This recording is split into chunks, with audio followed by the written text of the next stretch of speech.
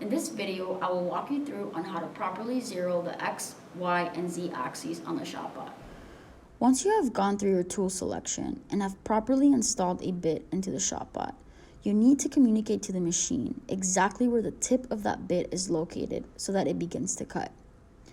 When a CNC machine begins cutting, it is simply just following G-code instructions to move along its coordinate system. The G-code instructs the machine to move specific distances along the X, Y, and Z axes in order to cut your design. In order to move those specific distances, the machine needs a starting position for all three axes within the work area. The starting position for all three axes will be the new origin of the machine's coordinate system, and the values for X, Y, and Z will be 0. This is why we call this process zeroing the machine. The machine already has a default origin commonly referred to as a home position, which positions the X and Y to the lower left corner of the spoil board. But you can temporarily also set the X and Y origin to a different position within your work area. For the Z axis value, we must make sure we match the location that was used in the G code. Most always, the 0 value is set to the height of your part.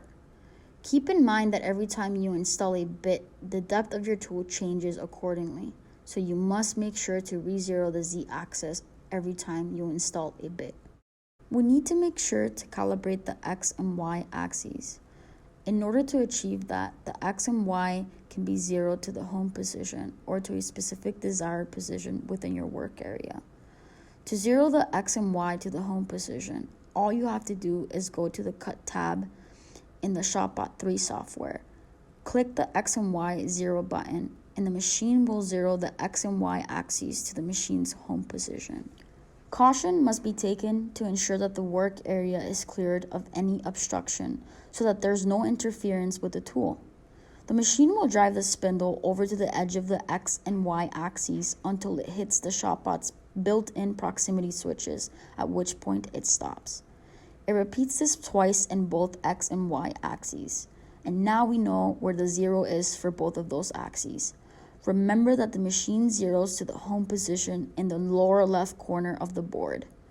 To zero the X and Y to a different location than the home position of the machine, the spindle with the installed bit can be moved to the desired reference point within the work area, and the user must then change the values for X and Y to 0.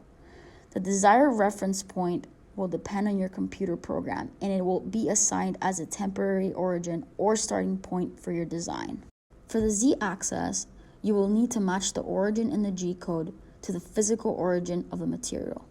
We typically program the origin to be at the top of the material so that the machine knows exactly how far it has to travel in the Z axis to cut the required material depth you need. You accomplish this calibration with the aluminum zeroing plate, also called the Z0 plate, and the alligator clip to the spindle nut. This calibration process will tell the machine where the material starts in height. To zero from the top, first you need to place your material on top of the spoil board and properly fixture your material. After securely clamping down your material, place the Z0 plate on top of your part, but make sure there is no dust between your plate and the material. Also, make sure the plate is perfectly flat on top of your part. Otherwise, it will zero improperly. As for where to place the Z0 plate on your material, you can either place it right underneath the installed bit or anywhere on the part that is more convenient, but make sure to maneuver the bit over the plate by using the control software.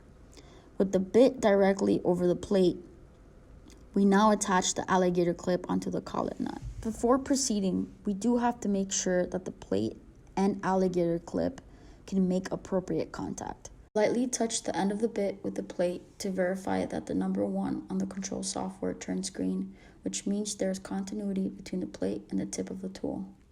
If this does not occur, make sure to contact an instructor before moving forward with the machining process.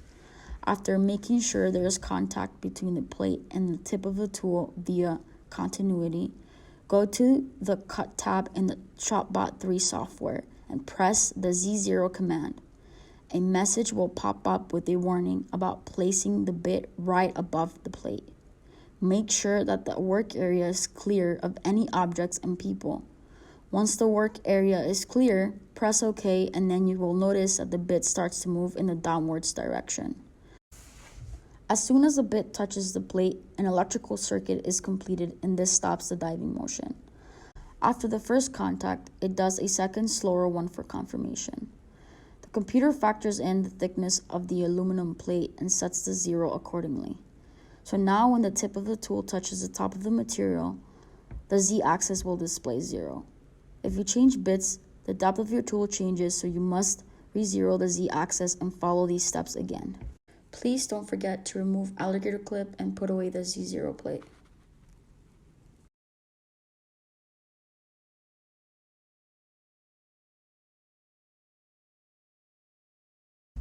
To recap this important step in the machining process, we have to understand that the machine is following a set of instructions from its G-code to follow specific distances within its coordinate system. In order to move those distances, the machine needs to know where the origin is located within your work area. To achieve that, we need to make sure to tell the machine where the origin for the X, Y, and Z are located before you begin cutting. You will have to tell the machine which location is 0 for all 3 axes. Remember that if you change bits, you will always have to re-zero the Z-axis, but don't have to for the X and Y axes.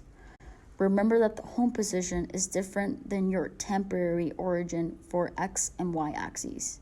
If proper zeroing is not executed, the machine and material can be seriously damaged.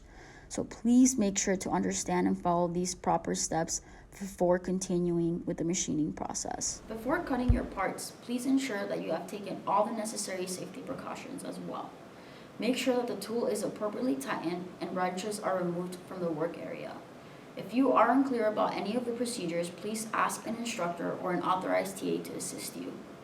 Once you become an authorized user, please remember to clean your work area, exit off the ShopBot 3 software, turn off the machine, and log off the computer.